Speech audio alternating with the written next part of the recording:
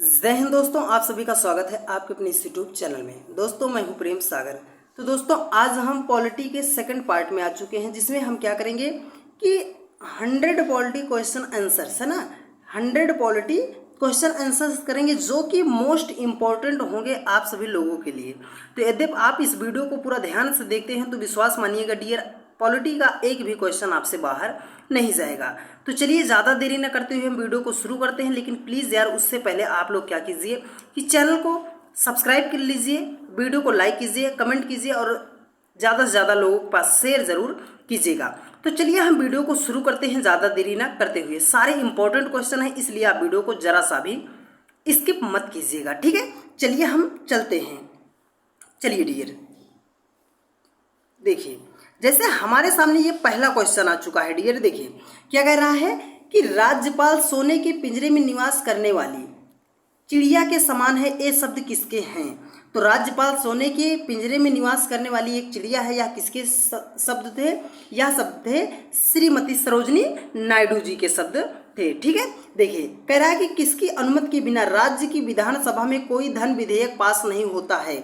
तो इसका जो करेक्ट आंसर है राज्यपाल। तो राज्यपाल के बिना जो है कोई भी विधेयक जो है विधानसभा में पारित नहीं होता है, ठीक है। चलिए नेक्स्ट क्वेश्चन देखिए क्या कह रहा है। राज्यपाल द्वारा जारी किया गया अध्यादेश किसके द्वारा मंजूर किया जाता है। तो राज्यपाल द्वारा जो अध्यादेश जारी किया जाता है उसको विधानमंडल के द्वारा क्या किया जाता है, जारी, उसको क्या किया जाता है, मंजूर किया जाता है, ठीक है। आपको एक बात बता दें डियर, सारे इंपॉर्टेंट क्वेश्चन है, पार्ट 2 है, इसलिए इसमें थोड़ा सा हम एडवांस लेवल के क्वेश्चनों को लेकर आए हैं। तो बता रहे हैं कि आपने यदि पार्ट 1 को नहीं देखा है तो उसको भी आप देख लीजिएगा, उसका जो लिंक है हम यहाँ पे डिस्क्रिप्शन में दे देंगे, ठीक है। चलिए नेक्स्ट क्वेश्चन क्या कह रहा है कि राज्य सरकार को कौन भंग कर सकता है। तो राज्य सरकार को कौन भंग कर सकता है, राज्यपाल भंग कर सकता है, ठीक है। देखो उच्च न्यायालय के न्यायाधीशों की नियुक्ति कौन करता है। तो उच्च न्यायालय के न्यायाधीशों की नियुक्ति जो है वो कौन करता है, राष्ट्रपति जी के द्वारा किया जाता है। देखिए कह रहा है कि उच्च न्यायालय का न्यायाधीश कितनी आयु तक अपने पद पर रह सकता है। तो जो उच्च न्यायालय का न्यायाधीश होता है वो 65 वर्ष तक की आयु तक क्या होता है, अपने पद पर रह सकता है, ठीक है। चलिए नेक्स्ट क्वेश्चन पर चलते हैं। देखिए अगला क्वेश्चन जो कह रहा है, देखिए अगला क्वेश्चन कह रहा है कि उच्च न्यायालय में प्रथम महिला मुख्य न्यायाधीश कौन थी। तो उच्च न्यायालय में प्रथम महिला मुख्य न्यायाधीश कौन थी, श्रीमती लीला सेठ जी थी, ठीक है। चलिए नेक्स्ट क्वेश्चन पर चलते हैं। देखिए कह रहा है कि किसी न्यायाधीश को एक न्यायालय से दूसरे न्यायालय में भेजने का अधिकार किसको है। तो कोई भी न्यायाधीश है उसको एक न्यायालय से दूसरे न्यायालय में भेजने का जो अधिकार होता है वो अधिकार किसको होता है, राष्ट्रपति जी को होता है, ठीक है। अब देखिए कह रहा है कि भारत का चलित न्यायालय किसका मानस पुंज है। तो भारत का चलित न्यायालय जो है किसका मानस पुंज है, डॉक्टर APJ अब्दुल कलाम जी का है, ठीक है। चलो देखते हैं नेक्स्ट क्वेश्चन। चलिए थोड़ा सा PDF को हम क्या कर लेते हैं, बड़ा कर लेते हैं, जिससे आपको सारा क्वेश्चन जो है अच्छे तरीके से दिखाई दे, ठीक है। चलिए देखिए इसको हमने कर लिया थोड़ा सा बड़ा, ठीक है, अब आपको अच्छे तरीके से दिखाई देगा। देखिए कह रहा है डियर कि सर्वोच्च न्यायालय के न्यायाधीश को उसके पद से कैसे हटाया जा सकता है। तो सर्वोच्च न्यायालय का जो न्यायाधीश होता है उसको उसके पद से अगर हटाना है तो कैसे हटाया जा सकता है, उसके ऊपर क्या किया जाएगा, महाभियोग लगाकर उसको हटाया जा सकता है, ठीक है। अगला क्वेश्चन कह रहा है कि भारत के प्रथम मुख्य न्यायाधीश कौन थे। तो भारत के प्रथम मुख्य न्यायाधीश कौन थे, हीरालाल जे कानिया थे, या ठीक है, या हरिलाल जे कानिया थे। चलिए नेक्स्ट क्वेश्चन पर चलते हैं। देखिए कह रहा है कि किस अनुच्छेद के अंतर्गत संविधान सर्वोच्च न्यायालय को अभिलेख न्यायालय का स्थान प्रदान करता है। तो इसका जो करेक्ट ऑप्शन है, मतलब पूछ रहा है किस अनुच्छेद में है, तो आर्टिकल 129 मतलब आर्टिकल 129 में ये बात किया गया है, ठीक है। सर्वोच्च न्यायालय को न्यायाधीश अभिलेख न्यायालय का स्थान प्रदान करता है। चलिए नेक्स्ट क्वेश्चन पर चलते हैं। देखिए अगला क्वेश्चन क्या कह रहा है डियर, देखिए अगला क्वेश्चन आ चुका है, कह रहा है कि सर्वोच्च न्यायालय ने संविधान की आधारभूत संरचना की घोषणा किस मामले में की थी। तो सर्वोच्च न्यायालय ने संविधान की आधारभूत संरचना की घोषणा किस मामले में की थी, वो की थी केशवानंद भारती विवाद में, ठीक है। केशवानंद भारती विवाद में उन्होंने क्या किया था, सर्वोच्च न्यायालय के आधारभूत संरचना की मामले की बात की थी, ठीक है। देखिए अगला क्वेश्चन कह रहा है कि जनहित याचिका कहाँ दायर की जा सकती है। तो जनहित याचिका जो है वो सर्वोच्च न्यायालय में दायर की जा सकती है। अगला क्वेश्चन कह रहा है कि भारत में वैध प्रभुसत्ता किस में निहित होती है? तो भारत में वैध प्रभुसत्ता जो है किस में निहित होती है? संविधान में निहित होती है। तो प्यारे दोस्तों, आपको हम बता दें कि आज भी हम पॉलिटी का टॉप 100 क्वेश्चन करने वाले हैं, ठीक है। तो इसलिए आपको इतना बता दें कि वीडियो को जरा सा भी स्किप मत कीजिएगा, फायदा आपको यहाँ से जरूर होगा। चलिए नेक्स्ट क्वेश्चन पर चलते हैं। देखिए अगला क्वेश्चन कह रहा है डियर, देखिए कह रहा है कि भारतीय संविधान की संरचना किस प्रकार है? तो भारतीय संविधान की जो संरचना है वो किस प्रकार है? कुछ एकात्मक है, कुछ कठोर है, ठीक है। कुछ एकात्मक है, कुछ कठोर है। अगला क्वेश्चन कह रहा है कि लिखित संविधान की अवधारणा ने कहाँ जन्म लिया है? तो लिखित संविधान की अवधारणा ने कहाँ पे जन्म लिया? मतलब सबसे पहले जो क्या कह रहा है कि लिखित संविधान कहाँ पर आया था, जहाँ पे जन्म लिया था? तो कहाँ पे लिया था? फ्रांस में लिया था, ठीक है। देखो क्या कह रहा है? अध्यात्मात्मक शासन का उदय सर्वप्रथम कहाँ हुआ है? तो अध्यात्मात्मक जो है शासन का सर्वप्रथम उदय जो है कहाँ हुआ है? संयुक्त राष्ट्र अमेरिका में हुआ है, संयुक्त राज्य अमेरिका में हुआ है, ठीक है। चलिए नेक्स्ट क्वेश्चन पर चलते हैं। देखिए फटाफट क्या करते हैं, हम क्वेश्चनों को ज्यादा से ज्यादा देखने का प्रयास करते हैं। डियर देखिए, भारतीय संविधान में नागरिकों को कितने मूल अधिकार प्राप्त हैं? तो भारतीय संविधान में कितने मतलब नागरिकों को कितने मूल अधिकार प्राप्त हैं? 6 मूल अधिकार प्राप्त हैं। लेकिन कभी आपसे अगर ऐसा क्वेश्चन पूछे कि मूल संविधान में नागरिकों को कितने मूल अधिकार प्राप्त थे, तो वो प्राप्त थे 7। एक उसमें जो था क्या? संपत्ति का अधिकार था। क्या था? संपत्ति का अधिकार था, उसको हटा दिया गया है और उसको कहाँ 300 का में क्या कर दिया गया है? उसे विधिक कानूनी रूप में रख दिया गया है, ठीक है। चलिए नेक्स्ट क्वेश्चन पर चलते हैं। देखिए अगला क्वेश्चन कह रहा है डियर, देखिए कह रहा है कि संविधान के किस अनुच्छेद में राज्य में नीति निर्देशक तत्वों का उल्लेख है? तो नीति निर्देशक तत्वों का उल्लेख जो है उसे हम क्या कहते हैं? अनुच्छेद 36 से 51 तक है, ठीक है। देखो लोकसभा तथा राज्यसभा की संयुक्त बैठक कब होती है? तो लोकसभा और राज्यसभा की संयुक्त बैठक कब होती है? वो होती है संसद का सत्र शुरू होने पर। तो जब संसद का सत्र शुरू होता है तो लोकसभा तथा राज्यसभा की संयुक्त बैठक होती है। और संयुक्त बैठक जो है इसकी क्या होता है? अध्यक्षता, इसको बुलाता कौन है? तो ये बुलाया जाता है राष्ट्रपति के द्वारा बुलाया जाता है। लेकिन उसकी अध्यक्षता कौन करता है? तो उसकी अध्यक्षता जो है क्या बोलते हैं उसको? लोकसभा अध्यक्ष के द्वारा किया जाता है। चलिए नेक्स्ट क्वेश्चन देखिए, कह रहा है कि किस व्यक्ति ने 1922 में यह मांग की थी कि भारत के संविधान की संरचना हेतु गोलमेज सम्मेलन बुलाना चाहिए? तो गोलमेज सम्मेलन की बात जो की थी वो किसने की थी? मोतीलाल नेहरू जी ने कहा था कि भारतीय संविधान की संरचना के लिए गोलमेज सम्मेलन की आवश्यकता पड़ेगी, ठीक है। थोड़े से एडिशनल क्वेश्चन है डियर, जहां से आप आता है तो आप भूल जाते हो, इसलिए आप इनको क्या कीजिएगा, थोड़ा ध्यान से देखिएगा। कह रहा है कि कांग्रेस ने किस वर्ष किस प्रकार मतलब किसी प्रकार के बाह्य हस्तक्षेप के बिना भारतीय जनता द्वारा संविधान के निर्माण की मांग को लेकर प्रस्ताव पारित किया था? तो ये कब किया था? 1936 ईस्वी में किया था। यदि आपको पीडीएफ चाहिए तो प्लीज आप कमेंट कीजिएगा, आपको पीडीएफ दे दी जाएगी। और आपको वीडियो कैसी लगी है ये कमेंट करके जरूर बताना। अगला क्वेश्चन कह रहा है कि वर्ष 1938 में किस व्यक्ति ने वयस्क मताधिकार के आधार पर संविधान सभा के गठन की मांग की थी? तो संविधान वयस्क मताधिकार के आधार पर संविधान सभा के गठन की मांग किसने की थी?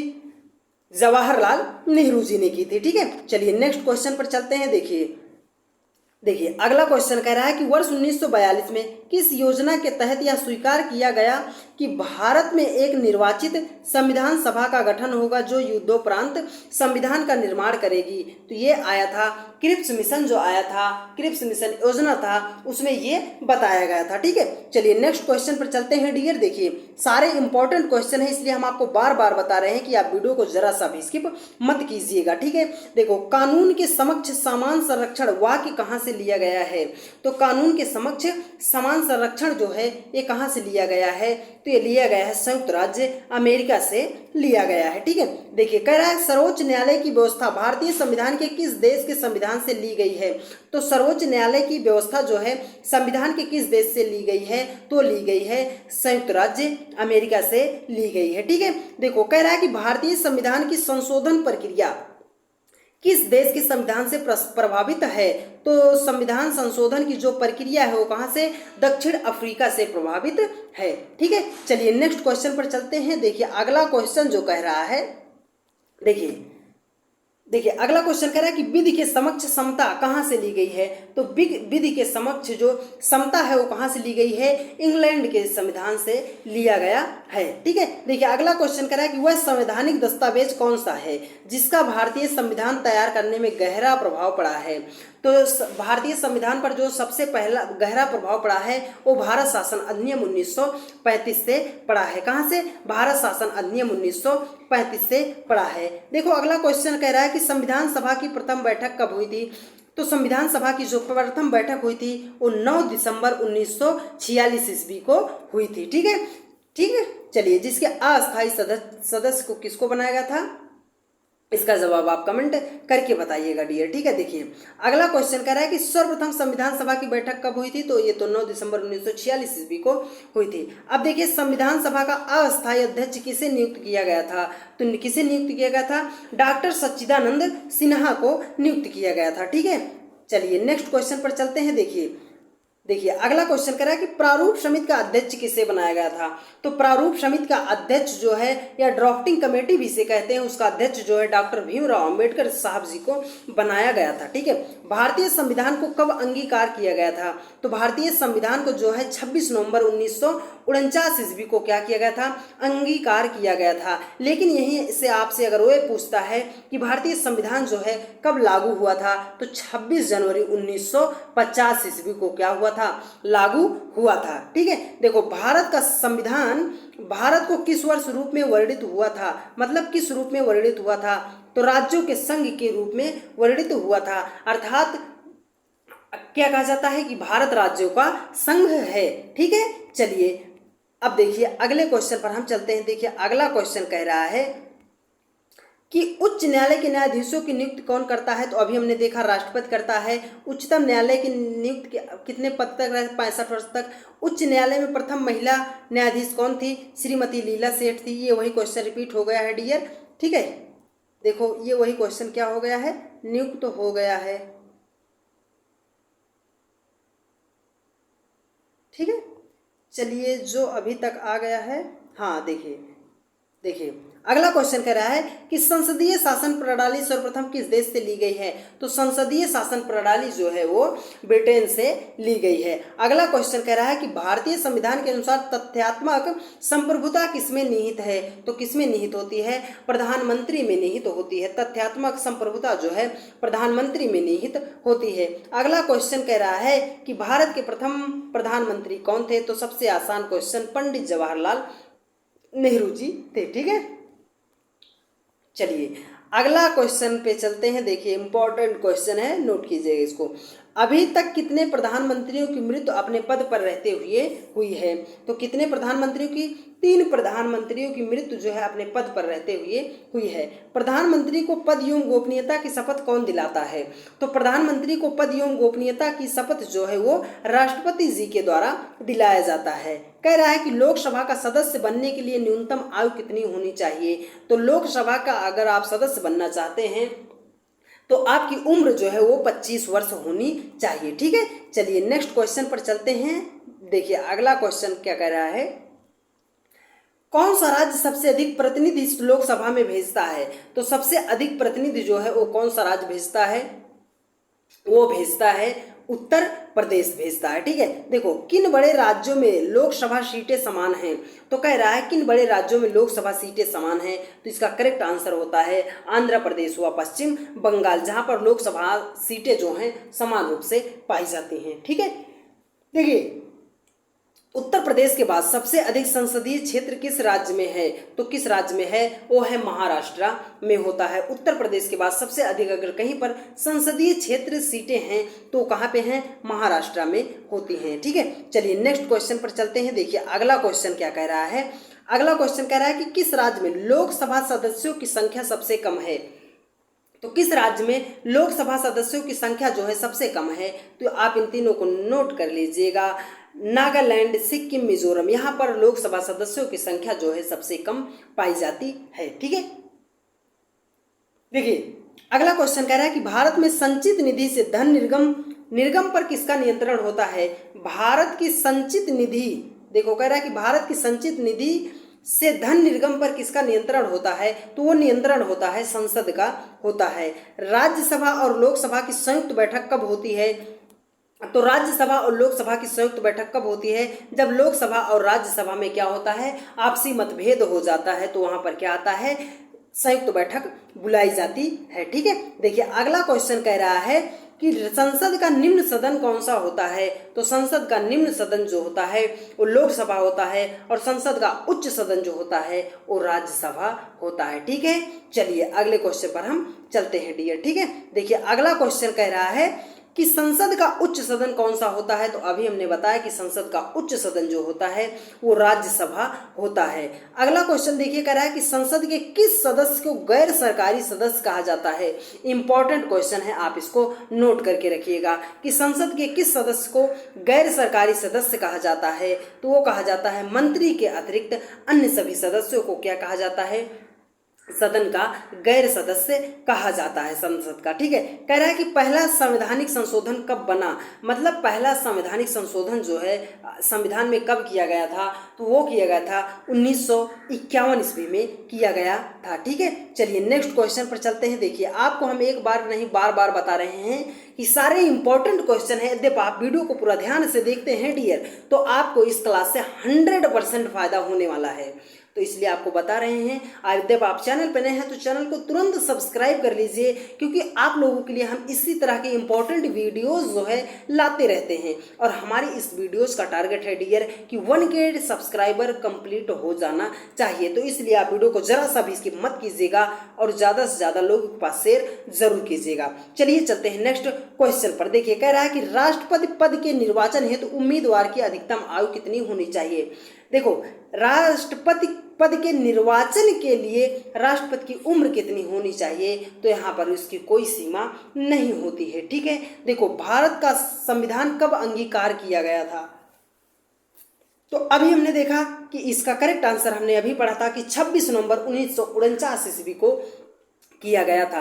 देखो किस वर्ष गांधी जयंती के दिन केंद्रीय प्रशासनिक अधिकरण की स्थापना की गई थी? तो ये किया गया था 1985 1985 ईस्वी में गांधी जयंती के दिन क्या हुआ था? केंद्रीय प्रशासनिक अधिकरण की स्थापना की गई थी। ठीक है, चलिए नेक्स्ट क्वेश्चन पर चलते हैं। देखिए अगला क्वेश्चन कह रहा है कि विधान परिषद को समाप्त करने वाला आखिरी राज्य कौन सा है? तो विधान परिषद को समाप्त करने वाला आखिरी राज्य जो है वो है तमिलनाडु।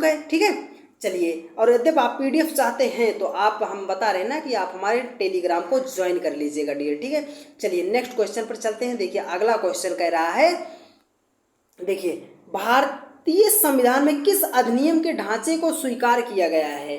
तो किस अधिनियम के ढांचे को स्वीकार किया गया? अभी हमने बताया ना, भारत शासन अधिनियम 1935, भारत सरकार अधिनियम जो है 1935 को। राष्ट्रपति चुनाव संबंधी मामले किसके पास भेजे जाते हैं? तो राष्ट्रपति चुनाव संबंधी जो मामले होते हैं वो कहाँ पे भेजे जाते हैं? उच्चतम न्यायालय में भेजे जाते हैं। प्रथम लोकसभा अध्यक्ष कौन थे? तो जीबी मावलंकर, है ना, गणेश वासुदेव मावलंकर जी हैं। ठीक है, चलिए नेक्स्ट क्वेश्चन पर चलते हैं और आप कमेंट करके जरूर बताइएगा कि वीडियो आपको कैसी लगी है। ठीक है, देखिए पहली बार राष्ट्रपति शासन कब लगा था? तो पहली बार राष्ट्रपति शासन जो है वो 20 जुलाई 1951 ईस्वी को लगा था। तो पहली बार राष्ट्रपति शासन जो है कब लगा था? 20 जुलाई 1951 ईस्वी को लगा था। भारतीय मतलब संविधान द्वारा प्रदत्त नागरिकता के संबंध में संसद ने एक व्यापक नागरिकता अधिनियम कब बनाया था? तो पहली बार जो शासन के तहत नागरिकता अधिनियम बनाया गया था वो 1955 में 1955 ईस्वी में बनाया गया था। देखो अगला क्वेश्चन कह रहा है कि भारतीय संविधान का सबसे बड़ा एकाकी स्रोत कौन सा है? तो अभी हमने बताया ना, government of India act, Bharat शासन अधिनियम 1935। ठीक है, आपसे क्वेश्चन सिर्फ वो घुमा घुमा के पूछता है। ठीक है, क्या करता है? घुमा घुमा के पूछता है, इसलिए हमें अपने कॉन्सेप्ट को बेहतरीन तरीके से क्लियर करना है। देखिए भारतीय संविधान की संघीय व्यवस्था किस देश की संघीय व्यवस्था में समानता रखती है? तो भारत देश की जो संघीय व्यवस्था होती है वो कनाडियन मतलब कनाडा देश के संविधान की संसदीय व्यवस्था से समानता रखती है। ठीक है, चलिए नेक्स्ट क्वेश्चन पर चलते हैं। देखिए अगला क्वेश्चन कह रहा है कि संविधान में समवर्ती सूची की प्रेरणा कहाँ से ली गई है? तो भारतीय संविधान में जो समवर्ती सूची है क्या है? समवर्ती, रुक जाइए 1 मिनट डियर, देखो कह रहा है कि समवर्ती सूची की प्रेरणा जो है कहाँ से ली गई है? तो वो ली गई है ऑस्ट्रेलिया देश से ली गई है। अगला क्वेश्चन कह रहा है कि भारतीय संविधान में मौलिक कर्तव्यों को किस देश से लिया गया है? तो मौलिक कर्तव्यों को जो है रूस से लिया गया है। यहीं पे कहता मौलिक अधिकार को कहाँ से लिया गया है? तो उसे यूएसए से लिया गया है। फर्क बस इतना है डियर कि मौलिक कर्तव्य को रसिया से लिया गया है और मौलिक अधिकारों को जो लिया गया है वो रूस के क्या बोलते हैं, यूएसए के संविधान से लिया गया है। राज्य में कलेक्टर का पद औपनिवेशिक शासन ने किस देश से उधार लिया है? तो राज्य में जो कलेक्टर होता है ना, वो इंग्लैंड देश के संविधान के तहत उसको अंगीकृत किया गया है। ठीक है, देखिए अगला क्वेश्चन कह रहा है राष्ट्रपति किस अनुच्छेद के अंतर्गत लोकसभा भंग कर सकता है? तो यद्यपि लोकसभा को भंग करना है तो राष्ट्रपति अनुच्छेद 85 का सहारा लेते हैं और लोकसभा और क्या करते हैं, लोकसभा को भंग कर सकते हैं। जिन प्रश्नों का उत्तर सदस्य तुरंत सदन में चाहता है उन्हें कौन सा प्रश्न कहते हैं? तो उसे कौन सा प्रश्न कहते हैं? उसे तारांकित प्रश्न कहा जाता है। ठीक है, चलिए देखिए अगला क्वेश्चन कह रहा है कि राष्ट्रपति के आंतरिक गड़बड़ी के आधार पर राष्ट्रीय संकट की घोषणा सर्वप्रथम कब की थी?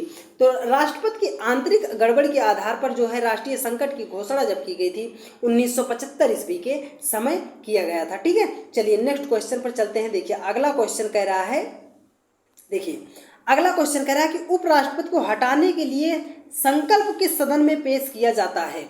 तो देखो अगर राष्ट्रपति को हटाना, उपराष्ट्रपति को हटाना है तो उस पर जो संकल्प पेश किया जाएगा वो केवल राज्यसभा में पेश किया जाता है। यहीं पर आपको बता दें कि अगर राष्ट्रपति को हटाना है तो आप चाहे लोकसभा चाहे राज्यसभा कहीं पर भी पास कर सकते हैं, लेकिन अगर उपराष्ट्रपति को हटाना है तो केवल राज्यसभा में ही पेश किया जाता है। देखो किस वर्ष से पूर्व उपराष्ट्रपति की सेवा निवृत्ति के पश्चात पेंशन का प्रावधान नहीं था? तो 1977 से था। ठीक है, वो 1977 से पूर्व प्रावधान पेंशन का समाप्त कर दिया गया था। मौलिक अधिकारों को लागू करने के लिए रिट कहाँ दायर की जाती है? तो मौलिक अधिकारों को लागू करने के लिए जो मौलिक अधिकार है हमारे, उसका संरक्षण कौन करता है? उच्चतम न्यायालय करता है। इसलिए हमें रिट कहाँ पे जारी की जाती है? उच्चतम न्यायालय में जारी की जाती है। ठीक है, चलिए नेक्स्ट क्वेश्चन पर चलते हैं। देखिए अगला क्वेश्चन कह रहा है, देखिए अगला क्वेश्चन कह रहा है कि किस याचिका का शाब्दिक अर्थ होता है हम आदेश देते हैं? तो हम आदेश देते हैं, परमादेश मतलब हम आदेश देते हैं। ठीक है, देखो सूचना का अधिकार किस राज्य में लागू नहीं है? तो सूचना का अधिकार जो है जम्मू कश्मीर में लागू नहीं है, जो कि पहले इसको जम्मू कश्मीर को धारा 370 के तहत से एक विशेष दर्जा जो है दिया जाता था, जिसको हटा दिया गया है। अब वहाँ पर भी क्या है, सूचना का अधिकार लागू हो जाएगा। ठीक है, देखो किस कैदी को, है ना, किसी कैदी को न्यायालय के समकक्ष प्रस्तुत करवाने के लिए किस रिट की आवश्यकता होती है? तो किस रिट की आवश्यकता होती है? बंदी प्रत्यक्षीकरण की आवश्यकता होती है। देखो किसी कैदी को न्यायालय के समकक्ष अगर प्रस्तुत करना है, कोई कैदी है उसको न्यायालय में प्रस्तुत करना है, तो उसके लिए कौन सी रिट जारी की जाती है? बंदी प्रत्यक्षीकरण रिट क्या होती है? जारी की जाती है। अगला क्वेश्चन कर रहा है व्यक्ति की स्वतंत्रता के लिए कौन सी रिट जारी की जा सकती है? कौन सी रिट दायर की जा सकती है? तो हेबियस कॉर्पस जो है रिट जारी की जा सकती है। ठीक है, चलिए नेक्स्ट क्वेश्चन पर चलते हैं। फटाफट क्वेश्चनों को सॉल्व करते हैं और आप कमेंट करके जरूर बताइएगा कि वीडियो आपको कैसी लगी है। ठीक है, जवाहरलाल नेहरू के बाद भारत के प्रधानमंत्री कौन बने हैं? तो जवाहरलाल नेहरू के बाद जो है भारत के प्रधानमंत्री गुलजारीलाल नंदा जी बने हैं। ठीक है, चलिए नेक्स्ट क्वेश्चन पर चलते हैं। देखिए संसदीय शासन प्रणाली में वास्तविक कार्यपालिका की शक्ति किसमें निहित होती है? तो वो किसमें निहित होती है? प्रधानमंत्री के पास निहित होती है। सबसे कम आयु में प्रधानमंत्री कौन बने हैं? तो वो बने थे राजीव गांधी जी जो हैं सबसे कम आयु में प्रधानमंत्री बने थे। ठीक है, चलिए नेक्स्ट क्वेश्चन पर चलते हैं। देखिए अगला क्वेश्चन कह रहा है कि लोकसभा में बहुमत दल का नेता कौन होता है? तो बहुमत दल का नेता कौन होता है? प्रधानमंत्री होता है, जिसको गोपनीयता की शपथ जो है राष्ट्रपति जी के द्वारा दिलाया जाता है। भारत के मंत्रिपरिषद में अधिकतम सदस्य कहाँ से लिए जाते हैं? तो भारत के मंत्रिपरिषद में अधिकतम सदस्य जो है वो लोकसभा से लिए जाते हैं। देखो अगला क्वेश्चन कह रहा है कि स्वतंत्र भारत के प्रथम प्रतिरक्षा मंत्री कौन थे? तो वो कौन थे? हमारे सरदार वल्लभ भाई पटेल जी थे। ठीक है, चलिए नेक्स्ट क्वेश्चन पर चलते हैं। देखिए अगला क्वेश्चन कह रहा है स्वतंत्र भारत के प्रथम वित्त मंत्री कौन थे? तो स्वतंत्र भारत के प्रथम वित्त मंत्री कौन थे? और थे डॉक्टर जॉन मथाई जी थे। ठीक है, चलिए नेक्स्ट क्वेश्चन पर चलते हैं। देखिए अगला क्वेश्चन क्या कह रहा है डियर। अब आप लोगों को जल्दी जल्दी इसलिए बता रहे हैं जिससे आपका टाइम भी बर्बाद ना हो और एक भी क्वेश्चन आपका बाहर ना जाए। कह रहा है कि क्या राज्यसभा का सदस्य मंत्रिपरिषद का सदस्य बन सकता है? इसका करेक्ट ऑप्शन है हाँ, राज्यसभा का जो सदस्य है वो मंत्रिपरिषद का सदस्य बन सकता है। अगला क्वेश्चन कह रहा है डियर कि किसी राज्य की कार्यपालिका की शक्ति जो है किसमें निहित होती है?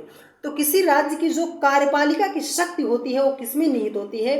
वो निहित होती है राज्यपाल में निहित होती है। देखो लोकसभा द्वारा पारित धन विधेयक राज्यसभा को प्राप्त होने के कितने दिन बाद लोकसभा को लौटाया जा सकता है? वो लौटाया जा सकता है 14 दिन बाद। ठीक है, यदि लौटाते हैं तो ठीक है, नहीं तो स्वयंता क्या हो जाता है? पारित हो जाएगा। ठीक है, चलिए नेक्स्ट क्वेश्चन पर चलते हैं। देखिए अगला क्वेश्चन कह रहा है, देखिए अगला क्वेश्चन कह रहा है कि भारत में किसकी स्वीकृति के बिना कोई भी सरकारी खर्चा नहीं किया जा सकता है? तो संसद के बिना आप एक भी रुपया जो है खर्चा नहीं कर सकते हो। ठीक है, जब संसद चाहेगी तभी आप सरकारी खर्चा कर सकते हो। राज्यसभा के सभापति की अनुपस्थिति में राज्यसभा का संचालन कौन करता है? तो राज्यसभा के सभापति जो है अनुपस्थित होने पर उपसभापति क्या करते हैं? राज्यसभा के क्या करते हैं? राज्यसभा का संचालन करते हैं। अगला क्वेश्चन कह रहा है कि राज्यसभा के द्विवार्षिक चुनाव को अधिसूचना कौन जारी करता है? तो वो जारी करता है निर्वाचन आयोग जारी करता है। ठीक है, चलिए नेक्स्ट क्वेश्चन पर चलते हैं। देखिए अगला क्वेश्चन कह रहा है कि केंद्रीय संसद राष्ट्रहित में राज्य सूची के विषयों पर कानून बना सकती है। तो कौन बना सकती है? राज्यसभा में उपस्थित सदस्यों के 2/3 बहुमत पर कानून बनाया जा सकता है। ठीक है, चलिए नेक्स्ट क्वेश्चन पर चलते हैं। देखिए अगला क्वेश्चन कह रहा है कि राज्यसभा की 2 बैठकों के मध्य समय अंतराल कितना होना चाहिए?